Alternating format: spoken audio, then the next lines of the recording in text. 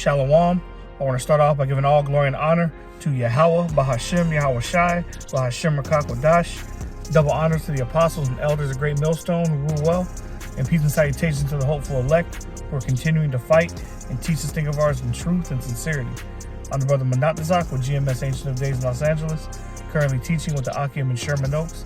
And today, through the Spirit, I want to get into a lesson on predestination and how us that are doing this work in truth and sincerity have been ordained to this lot through the Spirit. Okay, and that's a beautiful calling and a beautiful responsibility. Okay, because what that means is, as the scriptures say, the spirit of the prophets is subject to the prophets. So if we have been called into this marvelous light here in these last days, okay, then we are falling into the lot that we had in our different reincarnations in times past. Okay, meaning back, incarnation in the flesh. Because the scriptures tell us that every third and fourth generation, okay, we come back in the flesh, and we serve out our punishment, from previous lifetimes, like the different judgments. Okay, and that's a beautiful thing, because here we are in the last days, looking at the fulfillment of these final prophecies, and you have men that are standing upon their watch, risking their lives and their freedoms to bring out this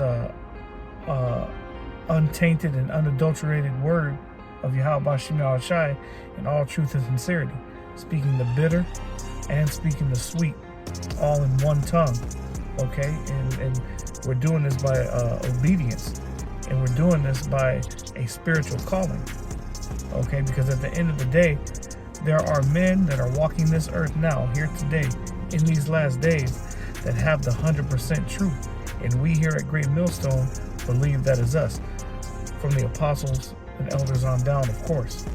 Okay, and our primary message when we go out and preach this word in truth and sincerity is to reach the hopeful elect of the nation of Israel, which, pursuant to prophecy and pursuant to the scriptures, okay, are you so-called Negroes, so-called Hispanics, and so-called Native Americans. This message is also to the speckled bird that is mingled amongst the nations, whose seed line through their father goes back to Abraham, Isaac, and Jacob. Okay? If this word that we're teaching resonates with you, then regardless of what you look like and what language you speak, you too are an Israelite, possibly of the elect. Okay? And it's important to establish that here in these last days, because contrary to popular belief, when Yahweh Shai returns, who the world ignorantly calls Jesus Christ, he is not coming to save all who believe. He's not even coming to save every single individual from his own nation, him being from the tribe of Judah. He is coming to save the elect of the 12 tribes.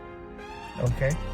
And in retrospect, that is a very small number, as the scriptures detail, a very small remnant. So the point of this lesson is to show you, okay, through predestination, okay, it is a very important lot that we've been assigned.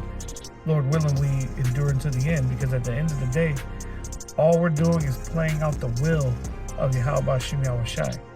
And that in of itself should put a healthy dose of fear within you. Because if you came into this truth and you fell out, if you came into this truth and took your hand off the plow, and then picked it back up, then took your hand off the plow again, if you haven't been diligent, if you haven't been brotherly, if you haven't been charitable, if you haven't been sincere, okay? All these different things have already been predetermined by a decision made in the spirit world that we're only playing out in what we perceive as reality. And that in of itself is power. It's to be greatly feared and greatly respected. That's why the scriptures say, he that endureth until the end, the same shall be saved. And Lord willing, us doing this work in truth and sincerity are counted amongst that hallowed number that are delivered here in these last days. Now, with that being said, I want to begin in the book of Sirach, which is in the Apocrypha, Ecclesiasticus, and Lord willing, this lesson is edifying to the hopeful elect. This is the book of Ecclesiasticus, chapter 33, verse 13, the book of Sirach in the Apocrypha. It says, as the clay is in the potter's hand, the clay being symbolic for us as human beings, if you will, okay? And the potter's hand obviously being that of the Heavenly Father Yahweh. It says, as the clay is in the potter's hand to fashion it at his pleasure, right? So if you were an artist and you have the markers, you fashion your image to your pleasure, okay? Or if you're drafted on the computer board, you know, whatever prompt that you type up is displayed with your image, just as the potter with the clay in his hand, he fashions that clay to his liking because he's the one in control. It's the same thing with us. Yahweh Shemashai is known as the Father of Spirits. Therefore, whatever lot he assigns us to is assigned to us by his will. And who are we to question or fight against it? Okay? It says, as the clay is in the potter's hand to fashion it at his pleasure, so man is in the hand of him that made him, to render them as liketh him best. Okay? And we understand that out of the 18 nations that were created from Yahweh Shema Shai and all the respected tribes that spider web from them, okay, Yahweh Shema Shai is only dealing with one nation, and that is the nation of Israel, which are comprised of 12 tribes but make up one nation. And we identify them today primarily as you so-called Negroes, so-called Hispanics, and so-called Native Americans, which you see on the 12 tribe sign that we bring out week in and week out on the highways and hedges. Okay, as is commanded of us to do, pursuant to Ezekiel the 37th chapter. That's prophecy being fulfilled. Okay, I'm going to read Ecclesiastes chapter 33, verse 13 again. It says, as the clay is in the potter's hand to fashion it at his pleasure, so man is in the hand of him that made him, to render them as liketh him best. Let's get Romans 9, beginning at verse 21. Showing you that all the prophets spoke the same thing and had this understanding of Yahweh Shema Shai being above all. This is Romans 9, beginning at verse 20. It says, nay,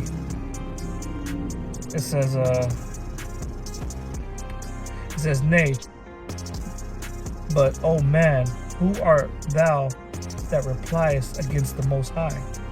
Shall the thing formed say to him that formed it, why hast thou made me thus? So think about that with the analogy that I gave earlier. If you were an artist and you're drawing the image of your heart onto a piece of paper, if that image was to become animated, does that image have the right to ask you who made it why you made him like this? Why didn't you make him taller? Why didn't you make him more muscular? Why did you make him this color? What right does the creation have to ask of the creator who gave it life? Okay? And this is exactly what Apostle Paul is conveying in the book of Romans. Okay? I'm going to read it again. Romans 9, beginning at verse 20. It says, actually I'll begin at verse 19. It says, thou wilt say then unto me, why doth he yet find fault? For who hath resisted his will? Nay, but O man, who art thou that replies against the Most High? Shall the thing formed say to him that formed it, why hast thou made me thus? Hath not the potter power over the clay of the same lump to make one vessel unto honor and another to dishonor? Okay, so that's the purpose of the Most High. He's in complete control. That vessel of honor is symbolic for the protagonists of this story, which are the Israelites. Okay, that vessel of dishonor, okay, is symbolic for the antagonists of this story, which is Esau Edom. The protagonist being the good guys or the hero, the antagonist being the bad guys or the villain. Okay. It says, verse 22, what if the Most High, willing to show his wrath and to make his power known, endured with much long suffering the vessels of wrath fitted to destruction? Okay. So he's enduring all this sin and turmoil and death that Esau Edom is bringing to this planet because he's about to show his power through miracles, through divine intervention, through his people, the Israelites. Verse 23, and that he might make known the riches of his glory on the vessels of mercy, which he hath afore prepared unto glory. Okay? Which he have afore prepared unto glory, meaning this was already written and already predestined to play out this way. We're just living out in this reality, going through the motions. But if it's already written about, that means the prophets have seen it, which means that in another dimension, this has already happened. Okay? And that's the power of Yahweh B'Shem Yahushai. Verse 24, even us, whom he hath called, not of the Jews only, but also of the Gentiles. This is a question. But we understand that these Gentiles are Israelite foreigners. Just as we go on the highways and hedges and beckon to our people that are in a Babylonian state of mind, that are still calling themselves African American, that are still calling themselves Hispanic, that are still calling themselves Native American, by the proverbs and bywords put on us by our oppressors. We're going out to break those strongholds and bring you back into the fold as Hebrew Israelites from your respective tribes. Judah, Benjamin, Levi, all the way down to Issachar, respectfully. Okay? Let's get Isaiah 29 and 16. The book of Isaiah, chapter 29, verse 16, and it reads, surely your turning of things upside down shall be esteemed as the potter's clay. For shall the work say of him that made it, he made me not? Or shall the thing framed say of him that framed it, he hath no understanding? Okay, so this is already showing you by the mouth of 2 or 3 witnesses, 3 different prophets that are speaking about the power that Yahweh B'Shem has over his creation, and how it is foolish of us to think ourselves on the level to question him on the lot that he has put us in. Which brings me back to my opening statement, the great responsibility put on us that have this breath of life, this knowledge, wisdom, and understanding. Okay, because it shows that Yahweh B'Shem Yahushai has entrusted us with this word to preach to his people here in these last days. So the Israelites that come into this thing and don't take heed to the importance of their calling, it makes you question their loyalty. It makes you question their sincerity. It makes you question, do they even fear Yahweh B'Shem Yahushai in this gift that has been given unto us? This mercy that has been continually, I should say, shown to us. Okay, this is not a light thing. As the old saying goes, with great power comes great responsibility. Understanding these precepts in truth and sincerity is a great power indeed, and is likened on the spiritual power. The seals have been loosed, and we have been given this understanding, and not everybody that is an Israelite can say that. Which goes to show me that Yahweh B'Shem Yahushai has always only dealt with a very small remnant, his elect. And those are the ones that have been predestined to receive this word and understand it in truth and sincerity. Okay. Let's get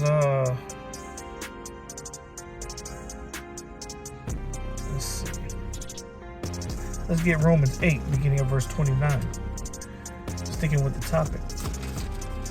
Romans 8, beginning of verse 29, it says, for whom did he foreknow, he also did predestinate to be conformed to the image of his son, that he might be the firstborn among many brethren. That image of his son is going back to that same image that the Elohim spoke to the Adamites back in Genesis. Let us make man in our image. That means let us give them the law, statutes, and commandments to keep them separate from the rest of these nations. That's how Yahweh B'Shem Yahushai distinguishes those who are his. He gave the law, statutes, and commandments only to one nation, the Israelites, to keep them separate or to keep them holy. Okay? And this is the separation between the elect and the rest of Israel. I'm going to read it again. Romans 8 and 29. It says, for whom did he foreknew, he also predestined. He also did predestinate. Those that he foreknew are the Elohim in the beginning. Okay? The firstborn among many brethren, as the scripture says. Yahweh Shai is the firstborn among many brethren. Okay? The 144,000 that are coming back into their lot here in these last days. It says to be conformed to the image of his son. So they're going to follow the law, statutes, and commandments just as their brother, the firstborn, Yahweh Shai did. Of course, he was the only one that was able to keep it in perfection.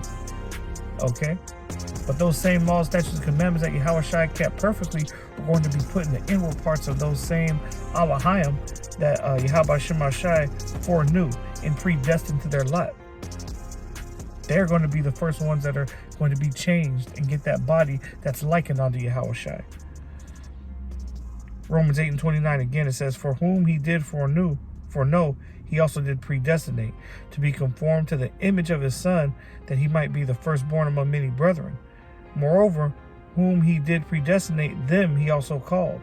And whom he called, them he also justified. And whom he justified, them he also glorified. Okay. Skipping down to verse 33, it says, who shall lay anything to the charge of the Most High's elect? It is the Most High that justifieth. Why? Because he is the potter. Okay. And he chose who he chose to be conformed to the image of his Son, which is a very small number indeed. So who wouldn't want to be called amongst the brethren of Yahushua, the only begotten Son? It should stand without question. Okay. That us doing this work in truth and sincerity are fighting to be part of that number. Okay, let's get Ephesians 1, beginning at verse 4. This is the book of Ephesians, chapter 1, beginning at verse 4. It says, according as he had chosen us in him before the foundation of the world, that we should be holy and without blame before him in love, having predestined us unto the adoption of children by Yahushua Mashiach to himself, according to the good pleasure of his will. Okay, see that? And this was written by Apostle Paul to the Israelites that were scattered in Asia Minor, the book of Ephesians. Okay, just as we go on the highways and hedges and preach to all the Israelites and across the globe, we're speaking to the Israelite foreigners and the elect, regardless of what you look like. Once again, are going to hear this message and they're going to take heed. And once that last number is sealed, okay, the number that Yahweh Shemashah requires, then the destruction is going to come. But with that, a great grand deliverance. Okay, and this is what we look forward to. This is what we're hoping for. Okay, since we're in the book of Ephesians, let's jump down to verse 11. Actually, let's jump to verse 9. You know what? I might as well just read the whole thing. Continuing on in verse 6. It says, to the praise of the glory of his grace, wherein he hath made us accepted in the beloved, in whom we have redemption through his blood, the forgiveness of sins according to the riches of his grace. Meaning this is only for the elect. Okay, true indeed for all Israel, but it begins with the hopeful elect, those that make it out of this destruction that's forthcoming. Verse 8, wherein he hath abounded towards us in all wisdom and prudence, having made known unto us the mystery of his will, according to his good pleasure, which he hath purposed in himself. So this was only revealed to the elect. As Amos 3:7 says, surely the Most High Yahweh Shemashah will do nothing, but he revealed his secrets unto his servants the prophets. So before he sends judgment, he lets his prophets know the destruction that he's about to give, so that we can go out and give our people warning before that judgment takes place. And that's exactly what we're doing now on the highways and hedges and on these video epistles. We're giving you warning. We're blowing the trumpet before Yahweh Shemashah sends judgment. But only the elect are going to take heed to the warning.